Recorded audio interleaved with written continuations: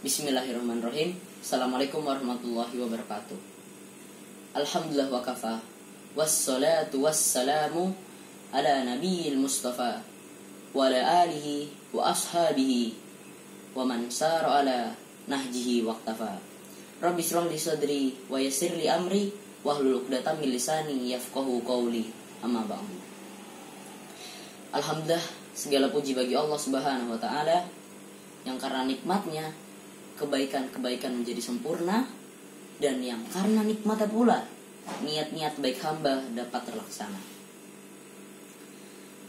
Teman-teman, betapa banyak keinginan yang tidak dapat terlaksana, dan betapa banyak juga impian yang kita ukir dalam benak kita namun tidak bisa kita gapai.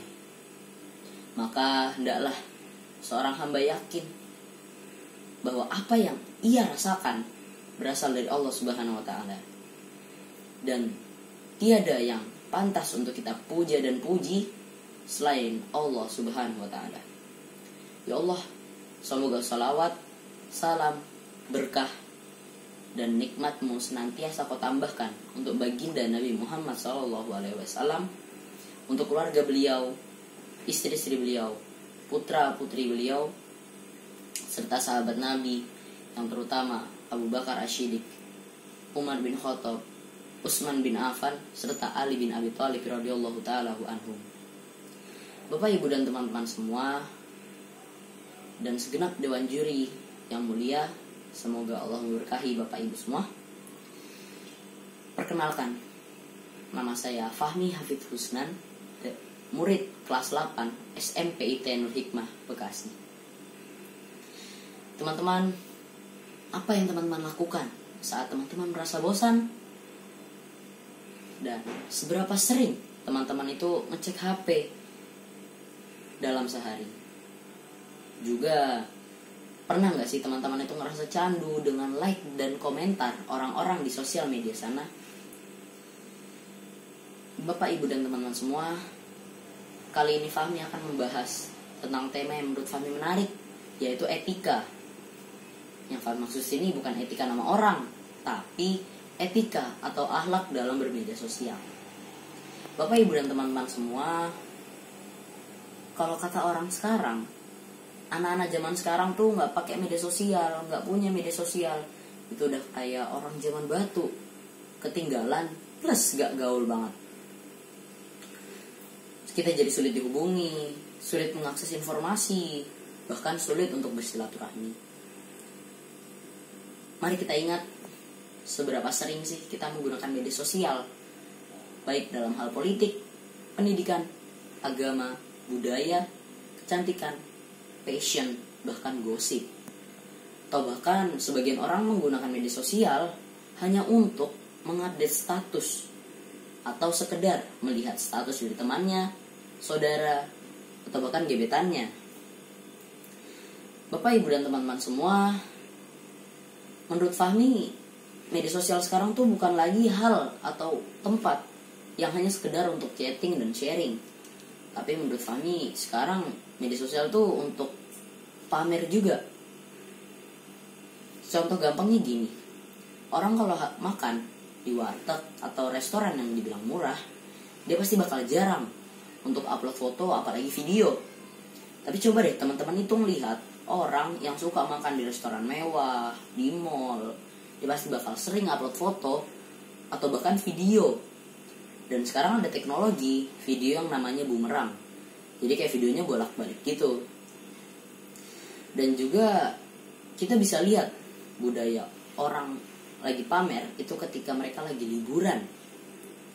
Loh, kenapa lagi liburan? Bukannya senang-senang? Nah, orang lagi liburan itu biasanya Instastory, status WhatsApp, atau postingan Facebooknya itu penuh pada saat mereka liburan. Loh, kenapa kok dibilang pamer? Soalnya ketika kita lihat Instastory dan statusnya itu penuh, dan mereka kayak titik-titik gitu di atasnya, jadinya kayak kode Morse gitu. Nah, mungkin artinya tuh, kalau diartiin kode Morse-nya, hidup saya lebih menyenangkan dari hidup kamu. Bapak, Ibu, dan teman-teman semua, pada zaman dahulu di kalangan suku Quraisy itu pernah terjadi persaingan kemewahan antara Bani Abdul Manaf dengan Bani Sam.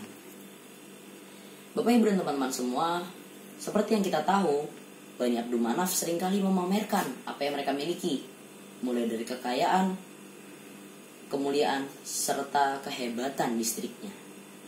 Namun seperti yang Fahmi bilang tadi, rivalnya juga gak mau kalah. Bani Sahem pun memamerkan apa yang mereka miliki. Pada suatu ketika, Bani Abdul Manaf ini sudah kehabisan apa yang ia pamerkan.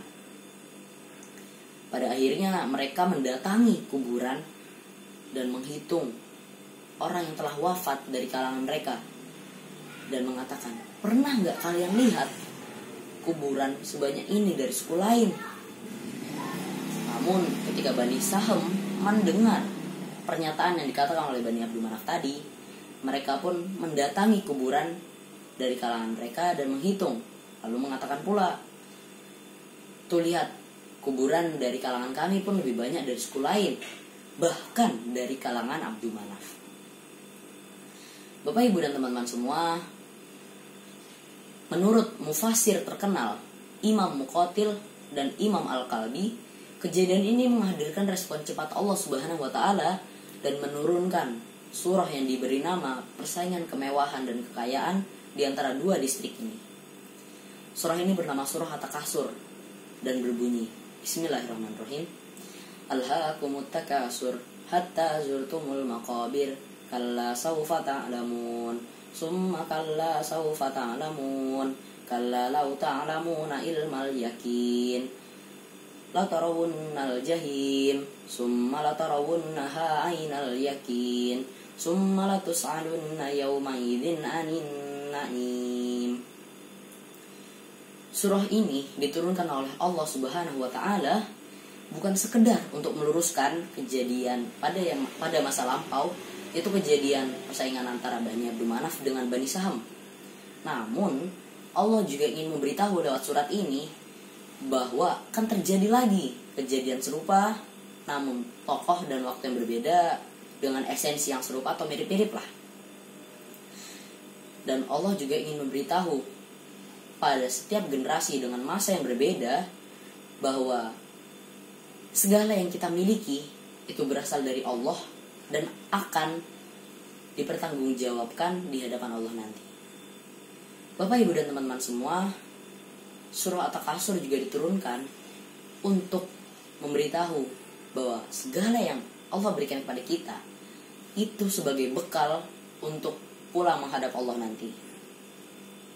Juga surah At-Takasur menjelaskan bahwa dari kekayaan kita itu bukanlah tolak ukur untuk menentukan kemuliaan serta derajat kita.